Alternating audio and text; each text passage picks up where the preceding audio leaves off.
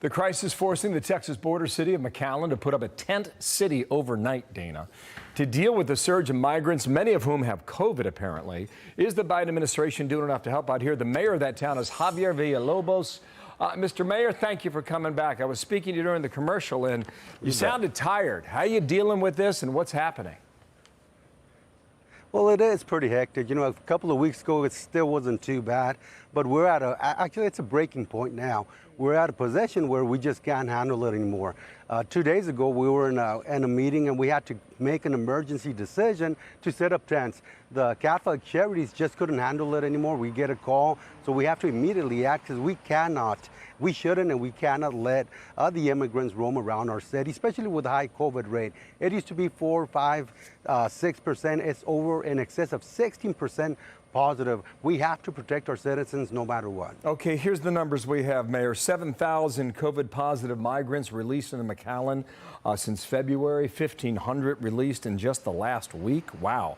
I don't know if that matches up with your numbers, but isn't it a bit confounding that if you want to fly to Houston, Texas from London, England, you got to show your vaccination card?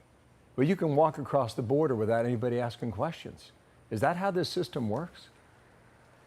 And that's the way it is right now. But the problem is, and people just don't quite see it, they think it's a border issue, but it's not. It's an immigration crisis in Washington because the immigrants pass through McAllen. They pass through here, they're processed and they're gone. Well, at least that's the way it was even weeks ago, but now we're having difficulties.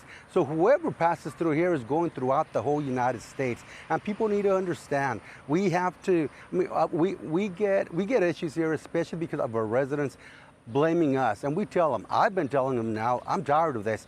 Put the blame where it is, and that's on Washington, not our commission, not our county, not even our governor. You know, put blame where it belongs, and that's in Washington. Yeah, and I know these Catholic Charities have taken some heat, and perhaps rightfully so, from your perspective there. But listen, the orders come from Washington, D.C., and they have been now for 8 months. And that's when your situation changed, correct? You know, with a stroke of a pen, this can be taken care of. 7, 8, 9 months ago, it was totally different. It was under control. I wish things could go back to the way they were. Okay, here is the White House just this week on releasing migrants, right? From your town of McAllen and what's happening there. Jen Psaki. They signed a disaster declaration and approved setting up a temporary emergency shelter to provide a space, to create an isolated space to mitigate this issue. We're continuing to enforce Title 42. Migrants who can't be expelled under Title 42 with PPE, they're required to wear the PPE. If any exhibit signs of illness in CBP custody, they're referred to local health systems for appropriate testing, diagnosis, isolation, and treatment. So that is the official position of the White House. Is that your experience?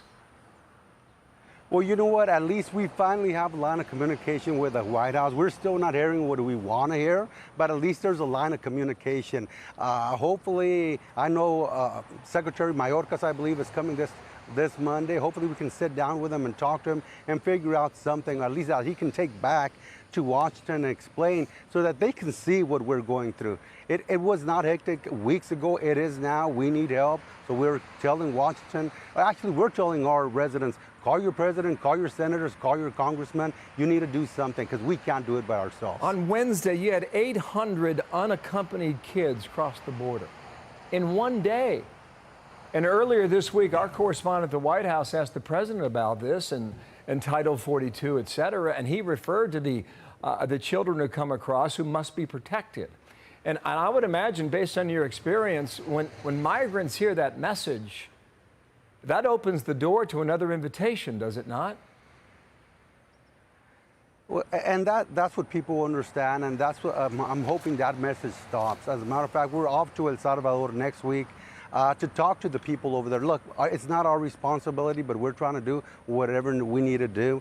In a sense, it does invite, and that's a reason that sometimes people say or argue against the Catholic Charities. But if it weren't for the Catholic Charities, I don't know what we'd be doing. So hopefully the message changes. We're going to keep in communications with the White House now, and we're looking to hopefully a favorable outcome pretty soon. Okay, Mayor. Good luck to you, all right? I know it's a tough time there, but the answer seems so obvious. Thank you for coming back.